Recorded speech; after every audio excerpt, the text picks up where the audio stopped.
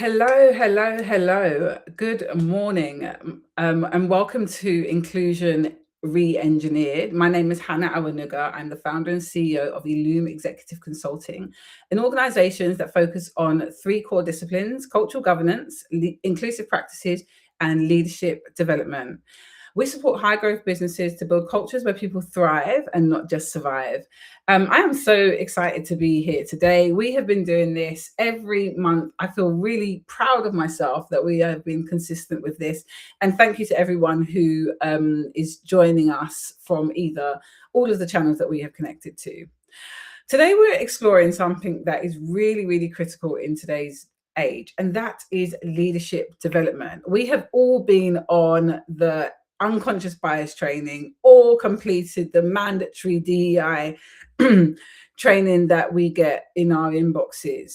And although the premise is important, although the intention is important, the question that we're asking today is it really effective? And I wanted to make sure that as we really delve into this conversation, that we looked at leadership holistically. We looked at it not only from a leadership of self, which we are all leaders of ourselves, but also leadership of teams, leadership of projects, leadership of organizations, because actually we know that leadership plays such a critical part in trying to build a culture where people feel valued, respected, seen, heard. And so I'm so delighted to be joined by my good friend and Illume faculty member, Ade Ahmadu. And Ade is a transformation specialist, an executive coach, and the founder of Cerculate. Ade, thank you so much for joining us. I know that you spent a lot of your work focusing on leadership, and so actually I felt like it was such a great topic for us to get into, because actually, you know, when we think about leaders, people often think that we are talking about, you know, big leaders of big teams, but actually you can still be a leader of a small team. It's the impact that you have across the business, isn't it? So welcome. Hey, how's it going, Hannah? You all right? Hope you can Yes. hear me. Just want to make sure that Yeah, I'm not talking. no, we can hear you loud and clear. How are you? I am well. You know, it's a great weather. You know, I'm always just in good spirits, spending time with family and doing all the good things required to make someone grounded, right? Oh, absolutely. And I take that as feedback actually. Because I probably Yeah. need to find ways to do grounding myself. Okay, so look, one of the things I wanted to get started with is just how leaders are appointed. Now, this is such a generalized statement, so it's not everyone's experience, but I've been a leader for about the last 15 years. And I remember my first ever leadership role was really given to me because I was great at sales. So I was great at my previous job. You know, I'd done really well. I met my targets. And then all of a sudden, I am being asked to lead a team. Now, for me, that was amazing because I love people, I love development, but that doesn't work all the time. And I think sometimes people feel like if you're good at your job, if you've got high performance, then you automatically can be a leader. I don't know. You answer first because I have my own views on this. But what do you think? Do you know, I understand where you're getting at. You know, someone performs well in their job, and the natural progression is, you know, you get better, promotion. Hey, become a leader, become a manager, and I think those are the natural steps that happen in the workplace, and that's great. That shows progression. I think where we find some issues is, for example, there are technical excellence is one thing, but leadership is a completely different thing. And I want to base the premise of my conversation today on a definition that I kind of came across recently when just doing a strategic leadership sort of like executive course. And it was the ability to influence, right? Intentionally influence other people, organizations towards an outcome. And that's what leadership was defined as. Mhm. And so when we see that, you know, influence and gathering people is the crux of leadership in that definition, and there's various other definitions. You can see where there's gaps in someone being technically good in their job, but then being put into a leadership role, which is a lot of bigger, wider scope. And so where organizations promote performance and don't train or are not even conscious of the gaps that someone might have from a leadership point of view, you might start to see bottlenecks and encounter issues with that, what we call individual contributor now becoming a manager at a higher level, which can lead to failures in ways that can kind of maybe work against that individual. So, like, I've looked at some stats, and I think it's always important to draw on these, not because stats are important, but because they kind of the context behind them. So 90% of organizations, they report leadership, in leadership capability gaps, and this was a HR trend report that was done in 2026, right? And we're talking about, so 90% of the workforce that's promoted into leadership roles, there's the leadership gaps. How much time are we giving these leaders to cover these gaps? I'm sure you've gone into positions where you've gone into leadership roles. I mean, like, let's talk about the dynamic where you're working with colleagues and all of a sudden you're now becoming a leader in that environment. How do you even communicate with that person that you used to go to lunch with, and now you've got to start doing performance reviews and other stuff? It's technically different, right? And so there are support systems that are also required outside of just training that individual, aspects of around, like, okay, who is actually going to be that leadership buddy, that mentor, that's someone who can coach that individual. And sometimes people use mentor and coach interchangeably, but they are significantly two different things. And a mentor is someone who might be advanced and ahead of you in their career or in a specific position to try and share some of their knowledge. But a coach is someone who asks the right strategic questions to extract answers for how you can move forward. And it's action-based, right? So for me, I'm always conscious around how someone is proactively developing their leadership skills, which, it's not about just hiring someone who is technically good. And leadership is not just about, when you get into that role, I need to hire more people like me. What's really important about leadership is how you get people who think differently to you and bring different perspectives that can help to shape, challenge, and prune your leadership in a way that helps you progress, and helps you, progress the organization forward. Absolutely. And I think for, even when you were talking there, that earlier bit you mentioned about individual contributor based, versus being a leader. Actually, there are many people that I know who are really comfortable individually contributing to the organization, and they do it exceptionally well. I feel like people don't recognize leadership as a skill in itself, right? And so if you don't recognize that leadership is a skill, then you automatically assume that because you were a great individual contributor, you'd be a great leader. But we know that leadership requires a whole different skill set. It's empathy, it's compassion, it's strategy, it's vision. And so, I remember one of my leadership roles. A leader told me, she said, "Hannah, you're a tactical leader, not a strategic leader." Mate, it was a blow. Yeah, exactly that. It was such a blow to me. Do you know what? Don't get me wrong, actually, there was an element of me that appreciated it. And it was, maybe 10 years ago now. There was an element of me that appreciated the honesty, because I probably was tactical, right? I'm a high performer. So get shit done was that's my motto, right? Like, let's just get it done and do it to a high standard. But actually, what she was saying is, as a leader, that posture has to change. She was saying, as a leader, you now have to, you're now not worried about, what you're doing on a day-to-day basis, but actually how you are sharing the vision, sharing the strategy, leading people. And so I loved that the definition you gave about intentional, making intentional steps, because I think, if you got into a leadership role, and obviously we're on LinkedIn, right? So there's going to be people on this live who are just stepping into their first leadership role. I get messages all the time from, particularly women who say, look, I'm just about to step into my first leadership role. How do I act? Girl, do not be acting. There's an element of be yourself with skill. I say that quite a lot, right? But also don't take leadership as a given. Don't take it as, because I've got the role, I am now a leader. Actually, it takes real development and support, right? And so, tying it back to inclusion and culture and, all of them great stuff. Have you ever had an unconscious bias training? Well, Here we go.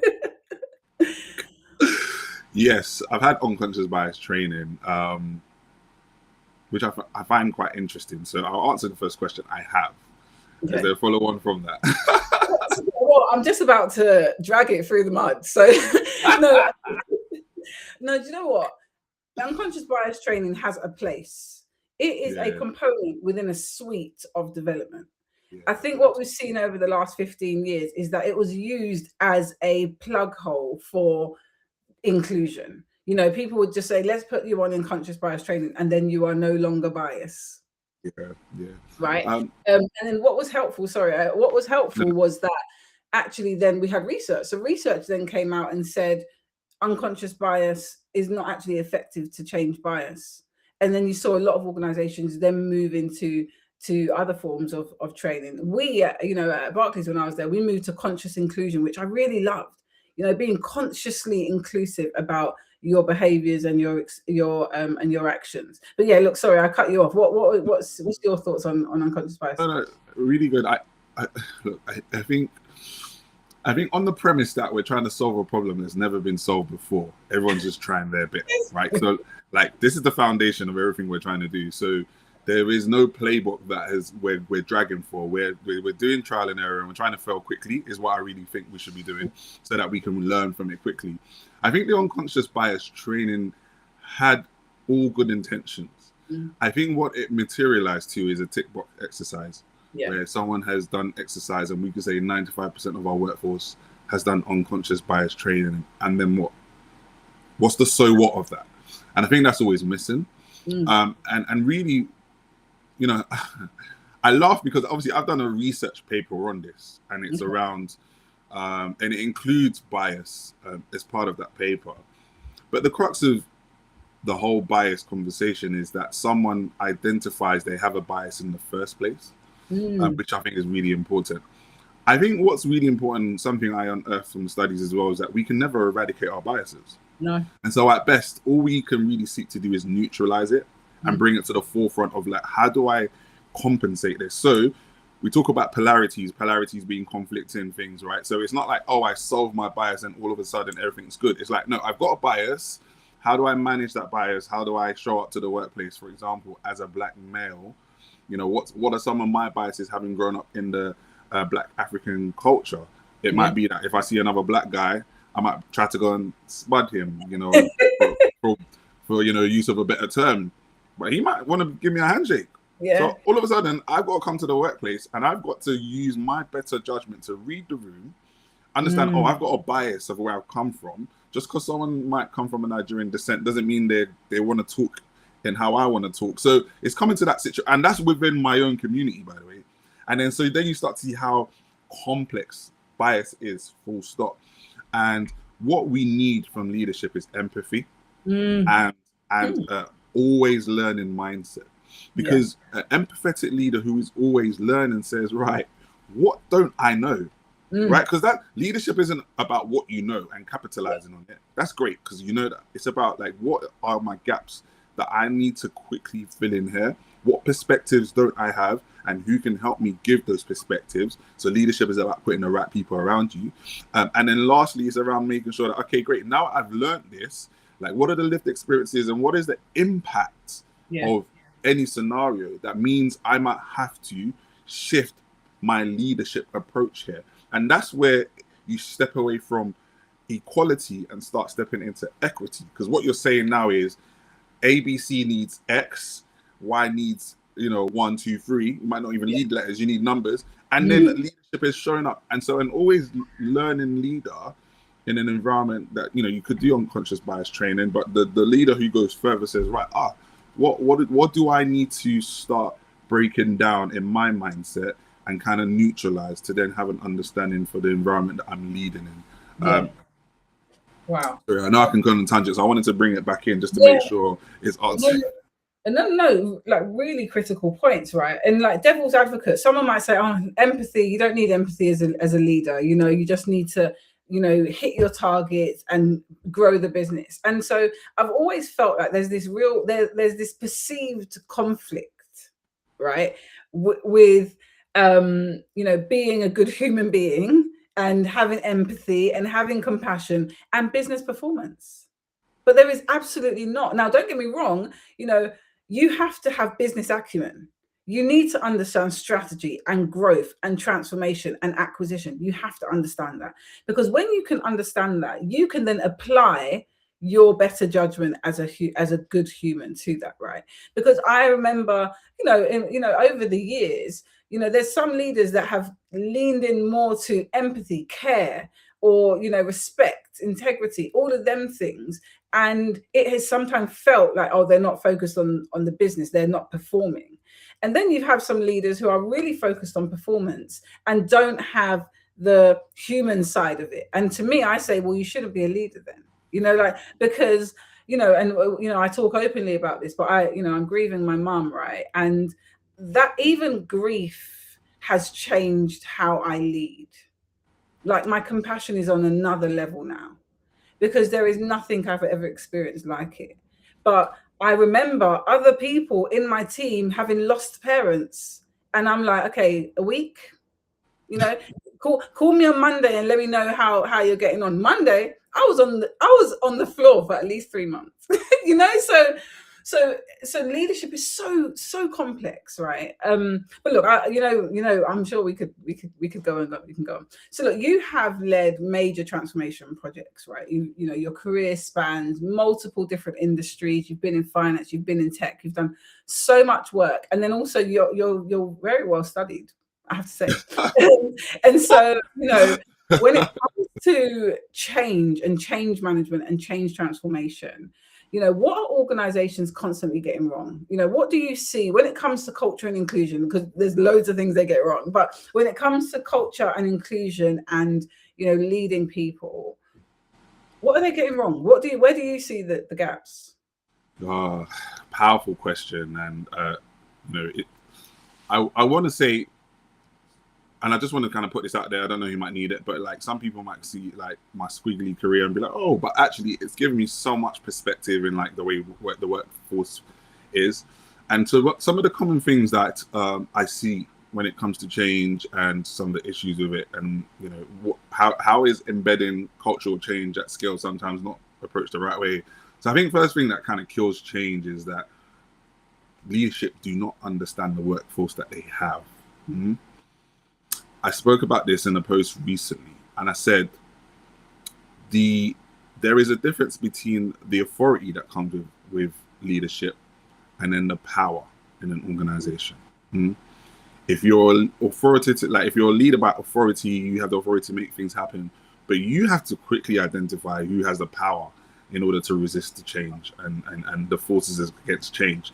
And so not understanding your workforce, not understanding who people are, understanding what their experiences are, understanding like the lens that they see through, and that's also translated as bias, the lens that they see through. You start to then implement change that is exclusive. It doesn't include the people. They're not considered important. And leaders need to manage that tension between different groups. Now, obviously, they have to have a strong direction and not just go with what the dominant norm is. But there has to be an understanding at least, because if someone made some change and I was like, I don't really agree with that, but you know what? They've done everything they can to understand my position and we're going to have to go with it. And they've made a principle-based decision. I might have to make my decision, be like, okay, am I with this? Am I not? But at least they've done their part, right? So this is one thing that I see. The second sort of thing that I'm going to use an analogy, and this might show my age, right? But the N64, yeah, exactly. The N64 pack. It must be Asian to some people, right? But the N64 we used to have, and they used to put a rumble pack at the end of it, and that rumble pack used to make, believe it or not, the control pad rumble. Without it, it was like you would have the encounter, but it wasn't as immersive. And sometimes that's how people try to implement change. You give this individual, or you give maybe a set of people a task to do, but they're a rumble pack. You connect them when you want, you disconnect them when you want. They don't have any budget, really. They don't really have any say. They're not embedded in a wider organizational strategy. And everything they're doing is almost seen as if like it's against what the organization is doing, and then you expect them to be the fix. That's a major problem. And then what we started to see in the last couple of months, in the last year, is some of those organizations that were set up to come and help with culture, diversity, inclusion, those roles started to fall apart because they were never embedded in your organizational strategy. And Yeah. so really it should be inclusion by design. And what do I mean by inclusion by design? Like every aspect of your strategy should think, okay, what inclusion, what cultural aspects should we be embedded into this? And that's something that if we can start to change from the top down, Yeah. you would have less of a fail in terms of change. And then I think lastly, like it's very simple to just consult the right voices. Mm. So, my diversity that I really look for, and why I didn't really like to use the word DI for a while, is it's diversity in mind. That's what we really seek out to have, because you could have all sorts of different people around the table, but if they all think the same, we've kind of just encountered the same issue, but in a different form. And we want to avoid groupthink. We want to get rid of sort of like, leaders that are, in a hubris kind of state where they just do what they want. Like you want to have different perspectives, different lived experiences, and different ideologies that challenge and stress test any value proposition that you're putting out as an organization from a cultural point of view. And so I think like when companies start to look at that approach from their cultural change point of view, what you will then start to see is that, all right, we're now having a workforce that is on board. The inclusion that we are embedding into this organization and the culture we're trying to change has been wired into the organizational strategy, which means when we recruit, when we promote, when we measure performance, when we onboard suppliers, when we make decisions every single day, it is inclusive by design. Absolutely. And that's what we want to have. Absolutely. And that is the whole premise of Illume. The whole premise of Illume was set because of that, right? It was because over the years, I have seen that we do fantastic campaigns. We do great awareness, focus groups. We do an amazing Black History Month photo shoot. We have one woman on the board, and it wasn't embedded into the system. That is why we have developed the cultural governance framework. That's the language that we use. We don't talk about DEI, we talk about cultural governance, because actually what you really want is you want to embed inclusion and culture across your whole business. Acquisitions, business growth, market growth, across all of it, right? We are living in the most diverse world ever. 60% of the whole world identifies Asian. And so if you then think about, I'm just going to see DEI from this lens, you are missing out on the whole picture. And so I completely agree with you. That's why, cultural governance to us is how do we ensure that we, embed culture and inclusion across the whole business from a governance perspective. So when you go to board and you're sitting there and you're talking about the business objectives, business growth, market acquisition, actually you're also looking at that from a cultural lens. And that's how we help, a lot of organizations. And I think to follow on from your point around where people get it wrong, I think we get it wrong because we think of it as a separate thing. Going back to both of our points, okay, now we're going to do inclusion. Now we're going to do culture. Whereas what you've just said, inclusion by design, I love that, probably will steal that, is that, is that in every way you design, the growth of your business, you are also thinking about it from a cultural perspective. Yeah, super powerful.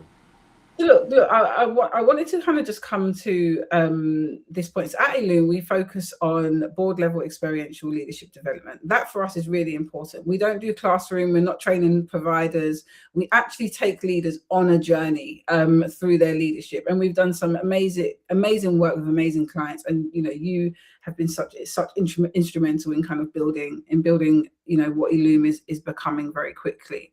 How do you actually measure whether leadership development has shifted behavior or if it's just awareness? Because for me, when we say what does good look like, I honestly believe it is about incremental behavioral change.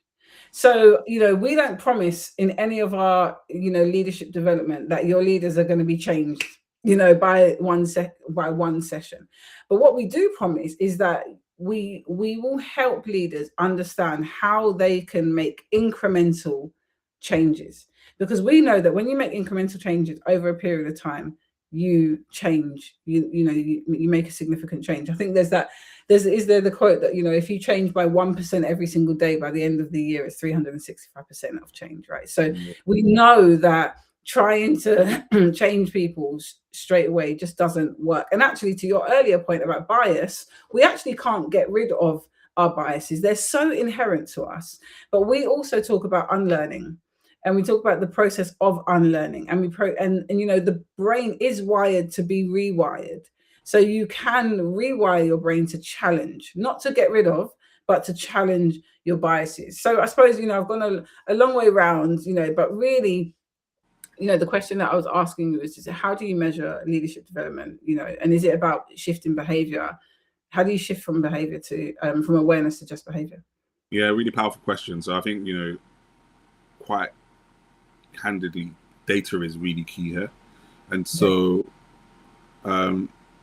most organizations will measure completion rates of training, maybe employee satisfaction scores, and your yearly, organizations call it different things, but your yearly survey, right? Yeah, survey, yeah.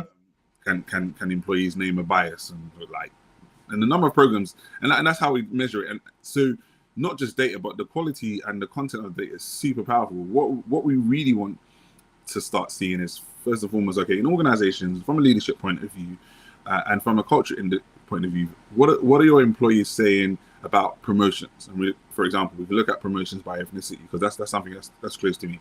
In 18 to 24 months, what is our promotion data looking like? Who gets stretch projects?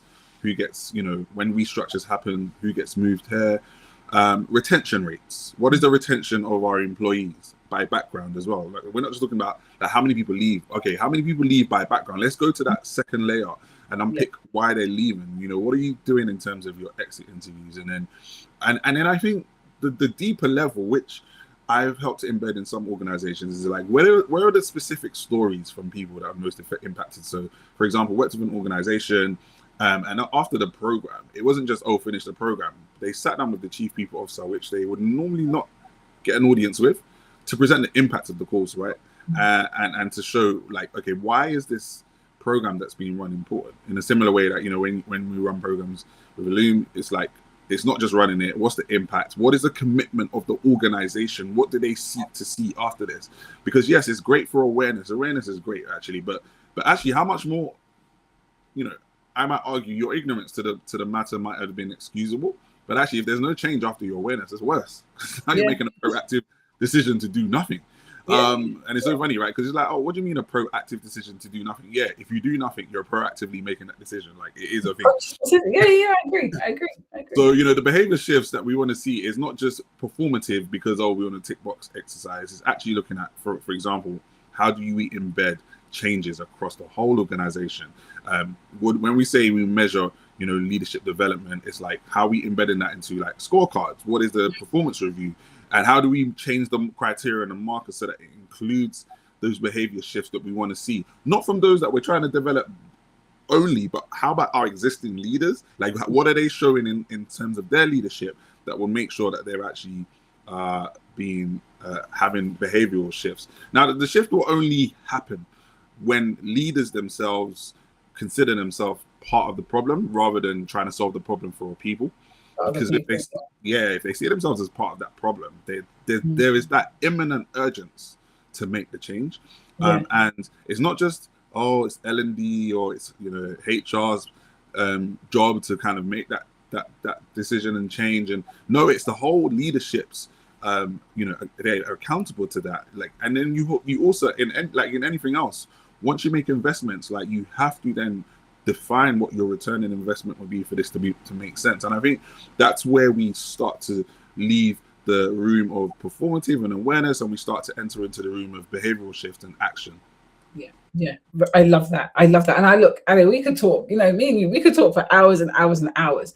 We focus on leadership, not only leadership though. We're working with an organization at the moment for their middle performers, right? Like, our good to great program is to help middle performers understand how they can step into that kind of leadership behavior, because you don't have to be a leader to display leadership behaviors, right?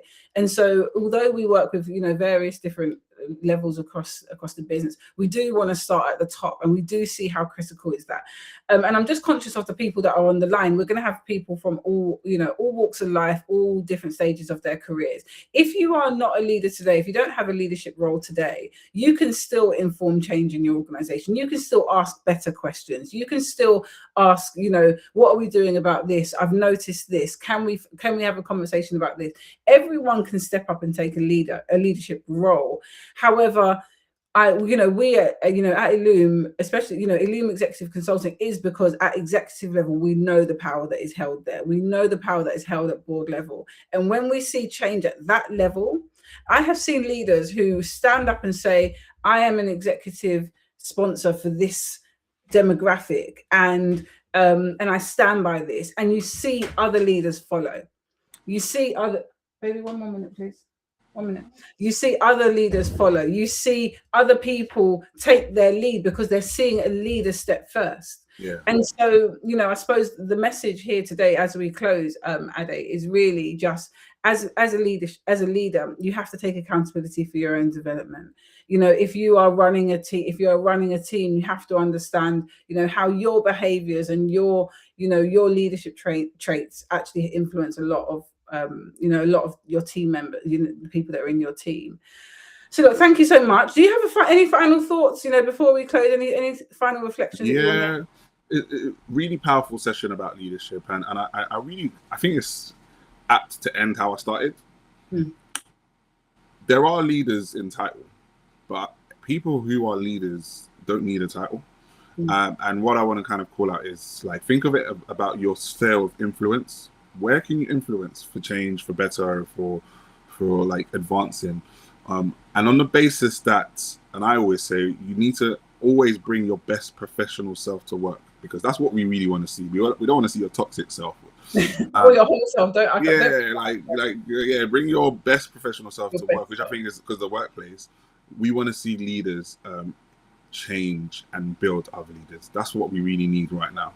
Love that. Look, Ade, thank you so much. I really appreciate you. I appreciate you in the faculty. I'm so excited. We've got a couple of things coming up in the next couple of months for our clients that we're working on together. So I'm excited to do that. Thank you for joining me this morning. And thank you for everyone. I can see in the comments, we've got a lot of comments. So sorry that we didn't get to your comments, but we will read and I will respond to all of your comments. Thank you so much, Ade. I really appreciate you, my friend. And we'll see you guys next month. Yes. Thank you.